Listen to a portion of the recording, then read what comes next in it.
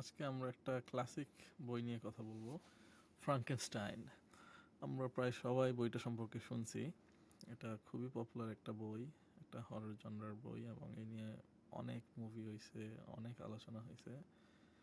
এটা সম্পর্কে আমাদের অ্যাটলিস্ট একটা বেসিক ধারণা থাকা উচিত। বইটা বাজারে আসছে 1818 সালে, প্রায় 200 বছর আগে, এবং এটার রাইটার হচ্ছেন একজন মহিলা, তার নাম মেরি শেলি।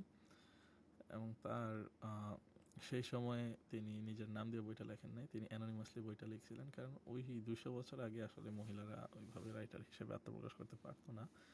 তো সেই কারণে তিনি অ্যানোনিমাস হিসেবে এই বইটা লিখছিলেন। বাট পরবর্তীতে মানুষ জানতে পারে এবং তিনি খুব পপুলার হন।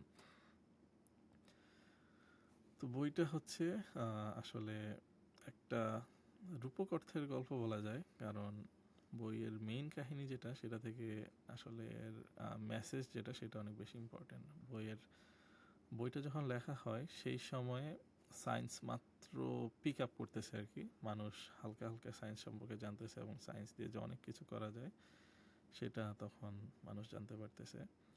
যেমন আপনারা সবাই গ্যালভানাইজেশনের কথা জানেন, এটা একটা প্রসেস, ইলেকট্রিক্যাল প্রসেস। তো ওই সময় এরকম একটা এক্সপেরিমেন্ট হয় যে, মানে ওই বিজ্ঞানী একটা এক্সপেরিমেন্ট করে যে একটা মৃত ব্যাঙের পায়ে ইলেকট্রিক শক দিলে মৃত ব্যাঙের পাটা নড়াচড়া করে আর কি। তো এই এক্সপেরিমেন্টটার মোটিভ কী ছিল, যে মানে আমরা কোনোভাবে মৃত বস্তুকে আবার রিভাইভ করতে পারি কিনা, জীবন ব্যাক দিতে পারি কিনা।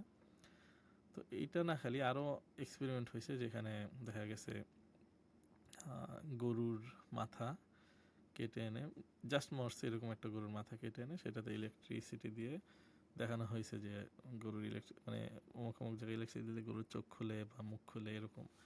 সো এরকম একটা সায়েন্টিফিক পার্সু হচ্ছিল যে মৃত জিনিসকে কোনোভাবে রিভাইভ করা যায় কিনা। সো সেইখান থেকে আসলে বইয়ের মেইন আইডিয়াটা আসছে। যে বইয়ের মেইন আইডিয়া হচ্ছে একজন বিজ্ঞানী ফ্রাঙ্কেনস্টাইন। আসলে ফ্রাঙ্কেনস্টাইন কিন্তু মনস্টার না। বইয়ের মেইন ভিলেন যাকে অনেকে বলে সেটা হচ্ছে বিজ্ঞানী, মনস্টারটা কিন্তু না। মেইন ভিলেন হচ্ছে বিজ্ঞানী, এবং মনস্টারও এক সময় আসলে, মানে ওই বিজ্ঞানী যেই মনস্টারটা ক্রিয়েট করে সেটা অনেকগুলো অ্যাট্রোসিটি করে, মানে অনেকগুলো খারাপ কাজ করে। বাট এটার মূল হোতা হচ্ছে আসলে এই ভিক্টর ফ্রাঙ্কেনস্টাইন। তিনি আসলে মেইন ভিলেন। তিনি সেই বিজ্ঞানী যিনি আসলে গড কমপ্লেক্সে ভোগেন, যে তিনি মনে করেন গড আমাদের জীবন দিয়েছেন ঠিক আছে, কিন্তু মৃত্যু তিনিই দেবেন, এবং মানে আমরা কেন এটার কিছু করতে পারবো না আর কি, আমরা মৃত্যুকে হারাবো। তাই তিনি এক্সপেরিমেন্ট শুরু করেন। গোরস্থানে গিয়ে সেখান থেকে মৃতদেহ তুলে কাটছাট করে জোড়াতালি দিয়ে তিনি একটা এক্সপেরিমেন্ট করে একটা মিরাকল হয়, এবং তিনি একটা মনস্টার তৈরি করেন আর কি। তো আপনি চিন্তা করে দেখেন, সেই যে জিনিসটা তিনি তৈরি করছেন সেটা কি আসলে, সেটা জাস্ট কতগুলো মৃতদেহকে জোড়াতালি দেওয়া হয়েছে। আমাদের ভাবতে হয়তো অনেক খারাপ লাগছে, যেমন দেখলে হয়তো বা আপনি ভয় পাবেন, বা জিনিসটা আসলে একটা ইনোসেন্ট প্রাণী, তার আসলে কোনো দোষ নেই এখানে। সে চায় নাই তাকে তৈরি করা হোক, সে ভিক্টর ফ্রাঙ্কেনস্টাইন তাকে তৈরি করছে। কিন্তু তৈরি করার পরে সেটাকে দেখে তিনি ভয় পেয়ে যান, আমি এটা কী করলাম, এটা কী বানাইছি আমি, এটা এত মানে ভয়ঙ্কর কী জিনিস তৈরি করলাম। তো তিনি সেটাকে অ্যাবান্ডন করেন, বা সেটাকে তিনি পরিত্যাগ করেন। তো এরপরে আমরা দেখতে পাই যে আসলে মনস্টারের জীবনটা কিভাবে যায়। মানে মনস্টারটার জীবন শুরু হয় কিন্তু আসলে খুব নর্মালভাবে, মানে সবাই তাকে দেখেই জাজ করতো। সে দেখতে বীভৎস, এতে কোনো সন্দেহ নাই, লাশ জোড়াতালি দিয়ে তারা বানানো হয়েছে, এবং মানুষ ওইটাই দেখতো। সে আসলে ভেতরে ভালো কি খারাপ মানুষ এটা দেখতো না, মানুষ দেখতো সে দেখতে বীভৎস, এবং দেখেই তাকে মনস্টার ধরে নিয়ে তাকে মানে সেইভাবে ট্রিট করতো আর কি। সো তার জীবন আসলে কল্পনাই করতে পারতেছেন 200 বছর আগে ওইরকম একটা সোসাইটিতে এরকম একটা মনস্টারের কোনো প্লেস নাই। এবং সে মানে মানসিকভাবে খুবই অত্যাচারিত হয় স্বাভাবিকভাবেই। সে মানে একটা ফ্যামিলির সাথে সে একটা কানেকশনও তৈরি করার চেষ্টা করে, বাট সেখানেও সে বিফল হয়, এবং সবাই তাকে, তার যখনই মানে চেহারা দেখে সবাই তাকে পরিত্যাগ করে। তো তখন সে ভিক্টর ফ্রাঙ্কেনস্টাইনের কাছে ব্যাক করে, তার ক্রিয়েটর। সে তার কাছে তার দাবি করে যে আমাকে একটা সঙ্গী বানায় দেন, খোদা তাআলা যেমন আদমকে তৈরি করছিলেন এবং আদম যে খোদা তাআলাকে বলছেন আমাকে এখন একজন সঙ্গী বানিয়ে দেন, ফ্রাঙ্কেনস্টাইনের মনস্টার ফ্রাঙ্কেনস্টাইনের কাছে এসে দাবি করে যে আমাকে একটা সঙ্গী বানিয়ে দেন, যদি না দেন তাহলে আমি আপনার উপর প্রতিশোধ নেব, আপনার ফ্যামিলি যা আছে আমি একদম শেষ করে ফেলবো।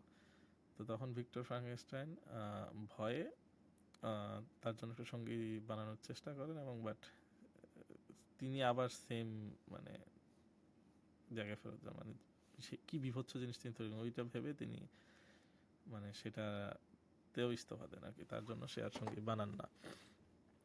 এতে মনস্টার খুব ক্ষিপ্ত হয়ে যায়, ক্ষিপ্ত হয়ে সে তার পুরো ফ্যামিলি ওয়ান বাই ওয়ান মানে কিলিং করে আর কি, বাচ্চা থেকে শুরু করে মানে বয়স্ক মিডল এজ মানুষ বেশ কয়েকটা খুন সে করে আর কি। এখন মানে মনস্টার কিন্তু একদিনে সেইভাবে মনস্টার হয় নাই, সারা পৃথিবীর মানুষ যখন তাকে ছি করতেছে, তাকে ঘৃণা করতেছে, তাকে হত্যা করতে চাইতেছে, সেইগুলো সে নিতে পারে নাই, এবং এই কারণেই সে একটা ইনোসেন্ট মানুষ থেকে একটা মনস্টারে পরিণত হয়েছে, সমাজের মানুষই তাকে মনস্টারে পরিণত করছে। এইটাই একটা মেসেজ এই বইয়ের, যে মানুষ চেহারা দেখেই জাজ করে, মানুষের মনে কি আছে সেটা সেকেন্ডারি, মানুষের বাইরের অবয়বটাই মানুষের কাছে বেশি ইম্পর্টেন্ট। সো মেরি শেলি এটা লিখছেন কারণ তিনিও আসলে একটা অড ছিলেন ওই সময়, চিন্তা করেন 200 বছর আগে তিনি মানে বই লিখতেছেন এবং অ্যানোনিমাস হিসেবে, মানে সমাজ তাকে অ্যাকসেপ্ট করে নাই আর কি। তার বাবা মাও যতটুকু জানা যায় যে তার বাবা মা তাকে খুব একটা পছন্দ করতো না, সো তার মনের মধ্যে একটা আকাঙ্ক্ষা ছিল যে সবাই তাকে অ্যাকসেপ্ট করুক, এবং এই একটা ফিলিংস তিনি এখানে আনছেন আর কি, যে মানে বাইরেরটাই সবাই দেখে, বাট তার সাথে একটু কথা বললে হয়তো বা মানুষ বুঝতে পারতো যে সে আসলে একটা মনস্টার না, এটাই। সো এরপরে যেটা হয়, যখন মনস্টারটা আমাদের সায়েন্টিস্টের মানে প্রিয় মানুষজনকে হত্যা করা শুরু করে, এখন সায়েন্টিস্ট মনস্টারকে হত্যা করার জন্য মানে প্রতিশোধ নেওয়ার জন্য মনস্টারকে সে ঠিক করে আমি মনস্টারকে মেরে ফেলবো আর কি। তো সে মনস্টারের পিছনে নিতে নিতে তাকে খুঁজতে খুঁজতে সে নর্থ পোলে গিয়ে হাজির হয় আর কি। তো এইখানে এসে একটা মানে ক্লাইম্যাক্সটা এরকম যে মানে নর্থ পোলে কি হয় আসলে, নর্থ পোলে অনেকেই ধরেন ওই সময়ে অনেক সায়েন্টিফিক এক্সপেডিশন হচ্ছিল, তো একটা নাবিক গেছে সেখানে সায়েন্টিফিক এক্সপেডিশন করতে, বাট তার একটা যান্ত্রিক ত্রুটির কারণে তার নৌকা ধরেন আটকে আছে। তো তখন তার ভিক্টর ফ্রাঙ্কেনস্টাইনের সাথে দেখা হয়, এবং সে আমাদের বিজ্ঞানী সেই নাবিককে সব কিছু খুলে বলেন যে কীভাবে তার সায়েন্টিফিক এক্সপেরিমেন্ট থেকে এরকম একটা বিভৎস জিনিসের পরিণতি হয়েছে। তো সেই নাবিক আসলে বের হয়েছিলেন একটা সায়েন্টিফিক এক্সপেডিশনে, এবং যদিও খুব হার্শ ওয়েদার ছিল, এবং তার সব নাবিকরা বলতেছিল যে স্যার আমরা চলেন ব্যাক করি, এভাবে হয় না, এই মানে আমাদের নৌকা আটকে গেছে, অনেক সমস্যা হবে আমাদের, আমরা পারতেছি না। বাট সে তাও মানে as a like a dictator সে সায়েন্সকে এগিয়ে নেওয়ার জন্য সে নর্থ পোলে যাওয়ার ট্রাই করতেছিল আর কি। কিন্তু যখন সেই কাহিনীটা শোনে তখন সে রিয়েলাইজ করে যে না, সবসময় সায়েন্স যে সবসময় ভালো বই আনবে তা না, এটা আসলে অনেক সময় খারাপ বই আনতে পারে। এবং শেষে দেখায় যে সে ডিসাইড করে না, আমি এখন ব্যাক করবো আমার দেশে, আমি নর্থ পোল আর যাবো না, যেহেতু আমার সবাই বলতেছে যে এই অবস্থায় যাওয়া ঠিক হবে না। এইভাবে আর কি বইটা শেষ হয়।